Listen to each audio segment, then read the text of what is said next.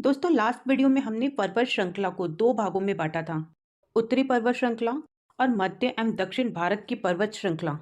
तो उत्तरी पर्वत श्रृंखला को हमने लास्ट वीडियो में अच्छे से समझ लिया था।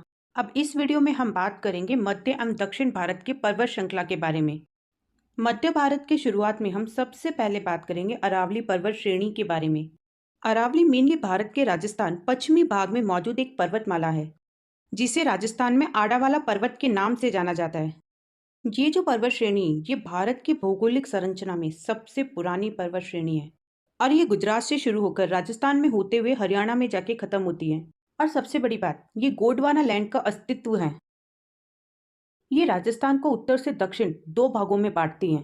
पहला भाग है सांबर सिरोही पर्वतमाला और दूसरा भाग है सांबर खेतड़ी पर्वतमाला। दोस्तों अरावली का सबसे बड़ा पर्वत शिखर सिरोही जिले में है, जो कि माउंट आबू में है और इसकी ऊंचाई 1722 मीटर है। ये राजस्थान की सबसे ऊंची चोटी है। इस पर्वत श्रृंखला की जो आयु है वो 570 मिलियन वर्ष है। इस अरावली पर्वत श्रृंखला का करीब 80% भाग राजस्थान में है। यहाँ तक कि दिल्ली में जो राष्ट्रपति भवन है वो भी इसी अरावली के पार्ट रायसीना की पहाड़ी पर बना हुआ है। इसके बाद सेकंड नंबर पर आती है विंध्याचल पर्वत श्रेणी। ये मध्य भारत की सबसे प्रमुख श्रेणी है। ये गुजरात, मध्य प्रदेश, उत्तर प्रदेश, बिहार और झारखंड में फैली हुई है। ये जो पर्वतमाला है ये उत्तर भारत को दक्षिण भारत से अलग करती है। ये मध्य प्रदेश और उत्तर प्रदेश के कुछ हिस्सों में फैली हुई है और इसी फैले हुए भाग को भाड़नेर की पहाड़ियां कहा जाता है। और इसके साथ ही विंध्याचल का पूर्वी हिस्सा जो सतपुड़ा पहाड़ों से आकर मिलता है उस पर्वत को मिकाल की पहाड़ी कहते हैं।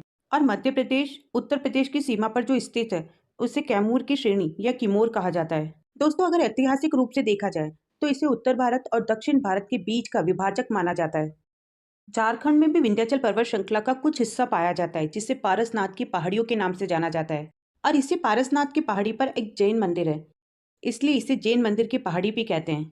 इसकी जो लंबाई है वो 1365 मीटर है।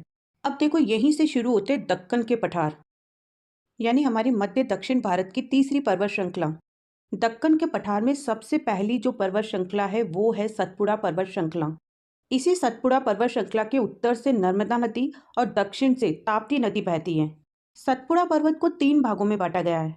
पहली है राम पीपला की पहाड़ी जो कि पश्चिम में है, दूसरी है महादेव पहाड़ी जो कि मध्य प्रदेश में है और तीसरा है मिकाल का पर्वत जो कि छत्तीसगढ़ में है।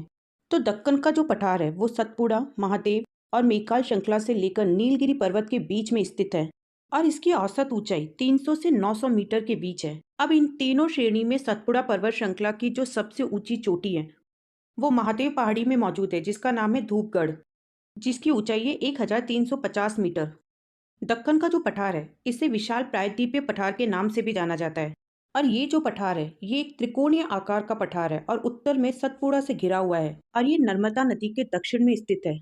अब इसके बाद चौथी पर्वत श्रृंखला आती है महाराष्ट्र के पठार। अब देखो ये जो दक्कन का पठार था इसे ही तीन पठारों में बांटा गया है। पहला है महाराष्ट्र का पठार जहां पर काली मिट्टी यानी काली मृदा पाई जाती है। दूसरा है आंध्र प्रदेश का पठार जिसे आंध्रा प्लेटो भी कहते हैं। अब इस आंध्र प्रदेश के पठार को भी दो भागों में बांटा गया है। पहला है तेलंगाना पठार जिसे लावा पठार भी कहते हैं और दूसरा है रायलसीमा पठार और तीसरा है कर्नाटक पठार जिसे मैसूर पठार भी कहा जाता है। तो आप ये याद रखिएगा कि चौथी पर्वत श्रृंखला महाराष्ट्र के पठार को तीन भागों में बांटा गया है। अब बात करते हैं महाराष्ट्र की तीन पर्वत श्रेणियों के बारे में। तो अब महाराष्ट्र की पहली पर्वत श्रेणी है अजंता पर्वत श्रेणी। ये जो श्रेणी है ये उत्तर मध्य महाराष्ट्र पश्चिमी भारत में स्थित है। ये श्रेणी ताप्ती नदी के पश्चिम से पूर्व की ओर फैली हुई है और ये गुफाओं और चित्रकारी के लिए पूरे विश्व में प्रसिद्ध है। इसी के पास में बौद्ध गुफा मंदिर और मठ भी है। इसके बाद दूसरे नंबर पर आती है सतमाला पर्वत श्रेणी। ये भी महाराष्ट्र में ही आती है, महाराष्ट्र के नासिक जिले में फैली हुई है। और तीसरे नंबर पर आती है हरिश्चंद्र पर्वत श्रेणी और ये भी महाराष्ट्र में ही स्थित है। तो महाराष्ट्र की तीन पर्वत श्रेणियों के बाद अब फिफ्थ नंबर पर आती है बालाघाट पर्वत श्रेणी। ये जो बालाघाट पर्वत श्रेणी है ये हरिश्चंद्र श्रेणी से ही निकलती है। ये दक्षिण पूरब की ओर 320 किलोमीटर तक महाराष्ट्र कर्नाटक राज्यों की सीमा तक फैली हुई है और इसकी ऊंचाई 550 से 825 मीटर है और इसकी चौड़ाई 5 से 9 किलोमीटर के बीच है। ये महाराष्ट्र के अहमदनगर, बीड, लातूर, उस्मानाबाद और सोलापुर जिलों से होकर गुजरती है। ये श्रेणी उत्तर में गोदावरी नदी के बेसिन को दक्षिण में भीमा नदी के बेसिन से अलग करती है। मतलब ये कि इसके एक तरफ उत्तर में गोदावरी और एक तरफ दक्षिण में भीमा नदी बहती है। इसके बाद छठे नंबर पर आती है नल्ला मलाई पर्वत श्रेणी।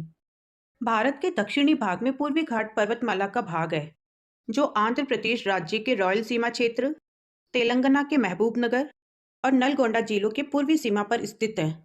इसकी जो पहाड़ियां हैं वो लगभग 140 किलोमीटर तक उत्तर दक्षिण दिशा में कोरोमंडल तट से समांतर कृष्णा और पेन्ना नदी के बीच खड़ी है।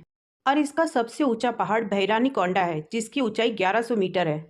अब इसके बाद 7वें नंबर पर आती है जावदी पर्वत श्रेणी।